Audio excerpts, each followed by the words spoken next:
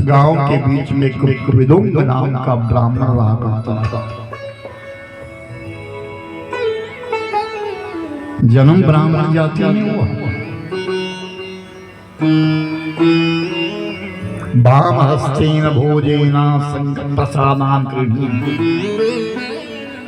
जो संस्कार ब्राह्मण वाले नहीं पढ़े, बाएं हाथ से भोजन करता था। सब हस्तेन भोजना,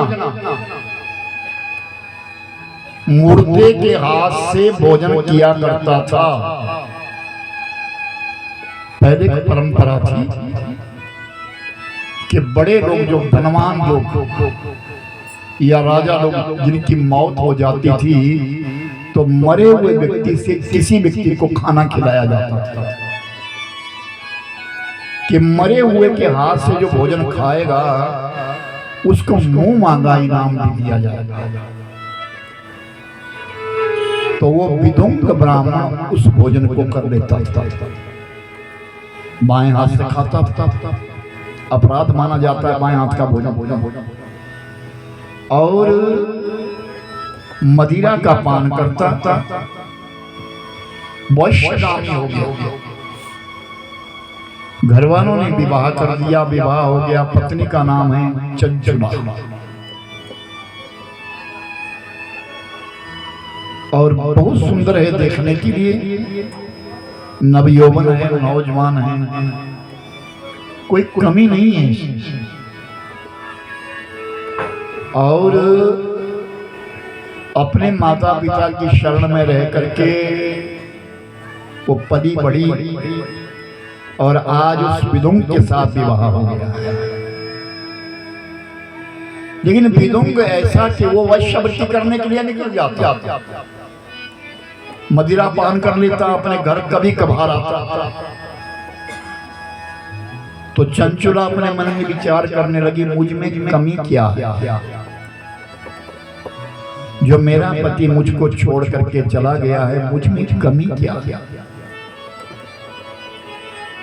कई दिनों तक घर नहीं आना, और जब आना भी तो मदिरा पी करके आना, शराब पी करके आना। अब चंचुला ने देखा कि मेरी तो भाई चंचुला की भरी जवानी थी। दुनिया के लोग उसके ऊपर डोरे डालने लगे और चंचुला परवश होकर के किसी चार पुरुष के संक्रमण करने लगे। और एक दिन विदुंग ने अपनी पत्नी को देख लिया, पर पुरुष के संग देख लिया, तो उसे उसके घर से खींच करके लाया और पीटने लगा। तो चंचुला ने कहा, मुझे क्यों पीटते हो, तुम अपनी और भी तो झांको। अगर मैं वैश्यवृत्ति कर रही हूं तो इसमें बुराई क्या, क्योंकि तुम भी तो वैश्यालयों में जाया करते हो। तो उस विदुंग ने कहा, मुझे इससे कोई कष्ट नहीं है, तुम वैश्यवृत्ति करो, इससे मुझे कोई कष्ट नहीं है, लेकिन उसके बदले में तुम पैसा लो, धन लो। जब तुम वैश्यवृत्ति करोगी और धन इकट्ठा करोगी, मुझे ला करके दोगी, तुम अपना काम करती जाओ। अब वो चंचुला वैश्यगामी धन लाने लगी और विदुंग उस धन का दुरुपयोग करने लगा। मदिरा पीता है, मांस खाता है, जुआ खेलता है। दिन बीतने लगे, समय बीतने लगा। एक समय आया, वो विदुंग बूढ़ा हो गया और काल का ग्रास बन गया, मृत्यु हो गई। चंचुला का सौंदर्य दिनों दिन घटता चला गया। जवानी हमेशा नहीं रहती, सौंदर्य हमेशा नहीं रहता, वो धीरे धीरे कम हो जाता है। सूर्य नारायण चढ़ते हैं, दोपहर काल आने के पश्चात धीरे धीरे ढल जाते हैं। उसी प्रकार जो हम कल थे वो आज नहीं है, जो आज है वो कल नहीं है। चाहे मानुष कितना ही सौंदर्य बना ले अपने, नाना प्रकार के शैम्पू लगा लो, नाना प्रकार के साबुन लगा लो, नाना प्रकार की क्रीम पाउडर लगा लो, लेकिन ये चेहरा धीरे धीरे धीरे धीरे ढलता है। यह प्रकृति का नियम है। जिसको जवानी आई उसको बुढ़ापा भी आएगा। और चंचुला बूढ़ी हो गई और एक दिन उस चंचुला की मौत हो गई। लेकिन मृत्यु से पहले उस चंचुला कर्तव्य कर गई। क्या? उस बाशकल गांव के लोग यात्रा करने के लिए निकले। तब खाने के लिए घर में कुछ था नहीं। उन यात्रियों के संग चल पड़ी कि जहां कहीं कहीं यात्री जाएंगे, वो यात्रा करने के बहाने से नहीं गई, लेकिन इसलिए गई कि जहां कहीं भी ये जाएंगे ना, ये खाएंगे, पत्तल फेंक देंगे तो जूठी पत्तल उठा लूंगी और अपना पेट भरती रहूंगी और जीवन काट काट। इस उद्देश्य से वो चंचुला निकल गई। एक क्षेत्र का नाम है गौकर्ण। उस गौकर्ण क्षेत्र में जब जाकर के चंचुला पहुंची, यात्री पहुंचे, तो क्या देखा? वहां भगवान की कथा लगी थी और कथा भी शिव महापुराण की थी। सब यात्री जाकर के डेरा डाल दी और कथा सुनने के लिए बैठ गए। तो जब कथा में प्रसंग चला, परिस्त्रिया परगामिं च करोता यद वैरुका विपुलायां नरेणैव प्रणयाते यद शुभै।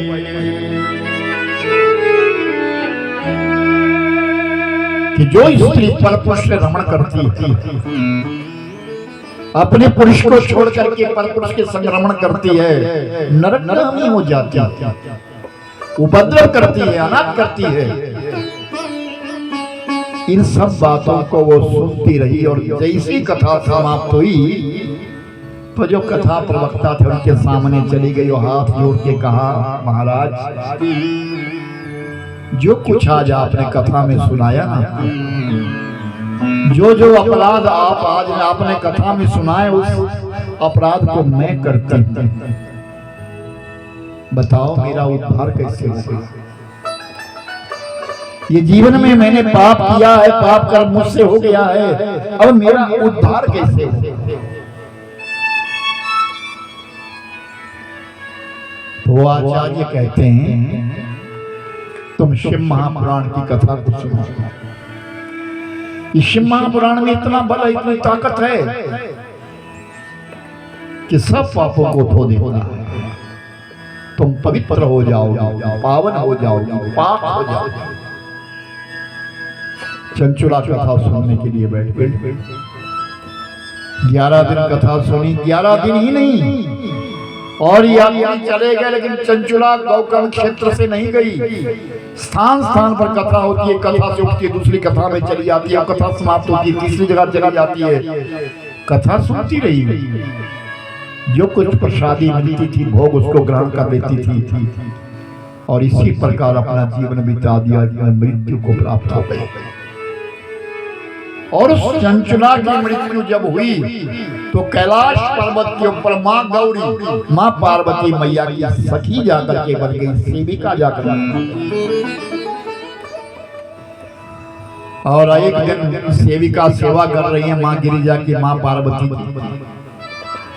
और पार्वती मैया के चरणों में प्रणाम करती है और प्रणाम करके कहती है, माँ मैं तो कितने पाप किए, लेकिन मेरे पाप तो सब समाप्त हो गए, मैं तो पावन हो गई, मैं पवित्र हो गई, लेकिन मेरे पति का क्या?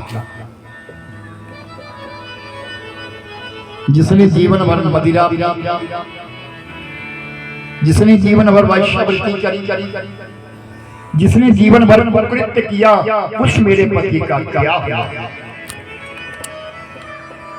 तो पार्वती और माँ गिरिजा कहती है, चंचुला सुन, तेरा पति ना विंध्याचल पर्वत के ऊपर पिशाच बन गया है।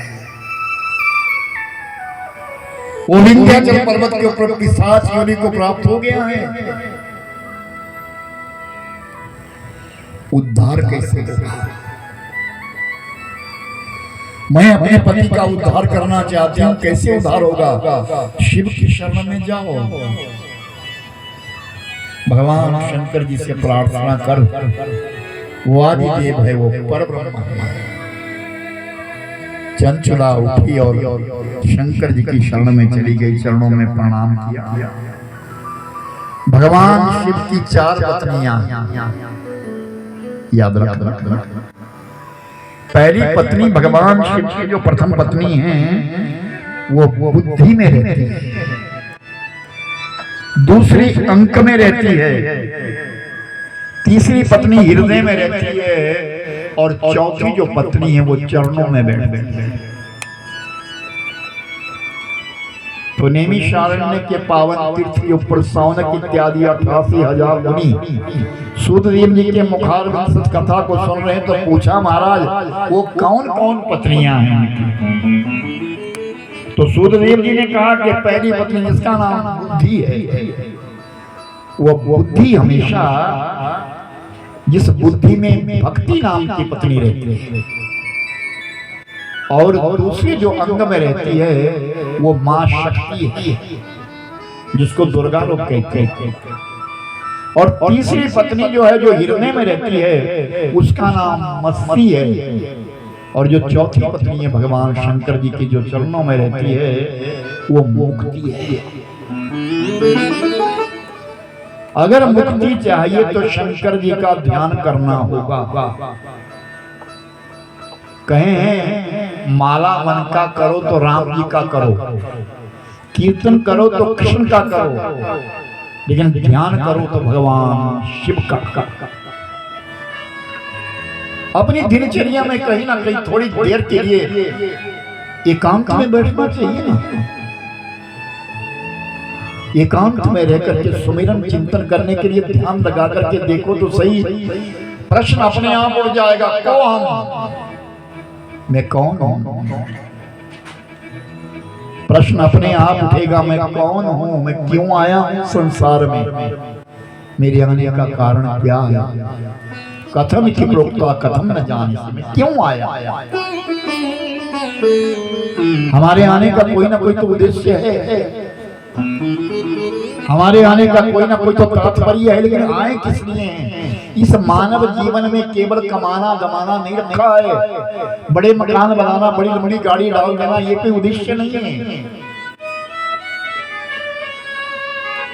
इस जीवन का असली अर्थ है मोक्ष गति।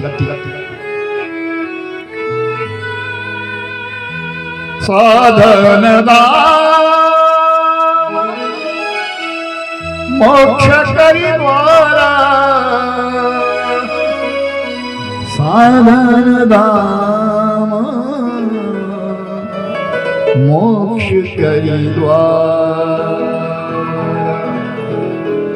साधना का धाम है ये शरीर, मोक्ष का दरवाजा है। मानव जीवन के पश्चात हमें दोबारा जीवन नहीं लेना चाहिए, ये अंतिम गति, अंतिम देह। ए भाई कोई बार बार कोई नहीं उठेगा कथा से, याद का उद्धार करो। बारंबार नमन कर रही है, प्रार्थना कर रही है, मेरे पति का उद्धार कर।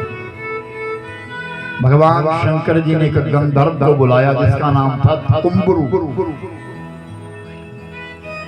वो गंधर्व है, गाना जानता है, गायन विद्या जानता है।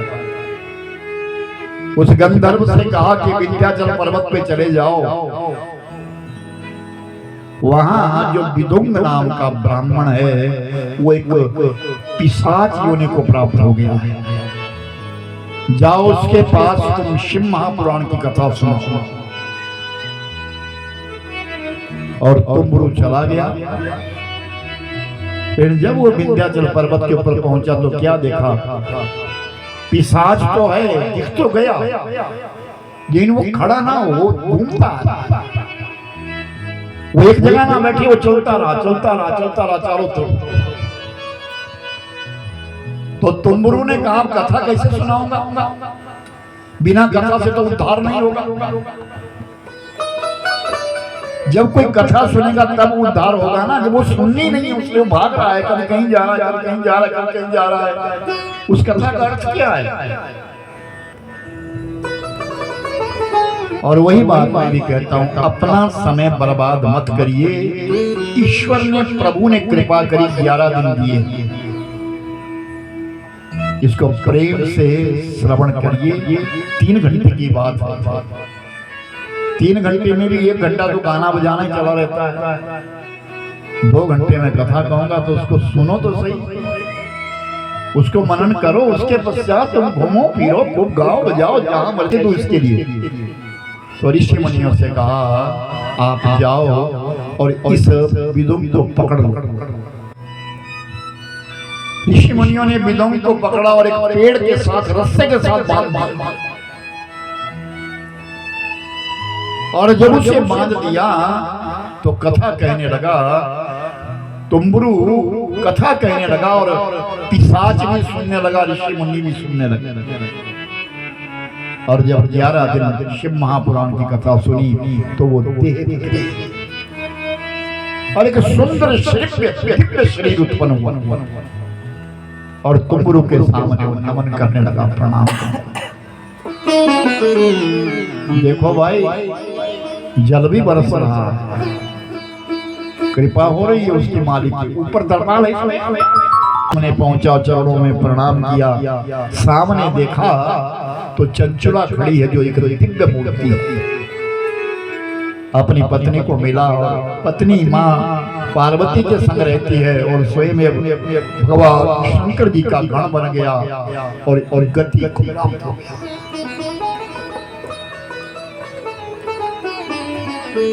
तुम्हें मेरी नई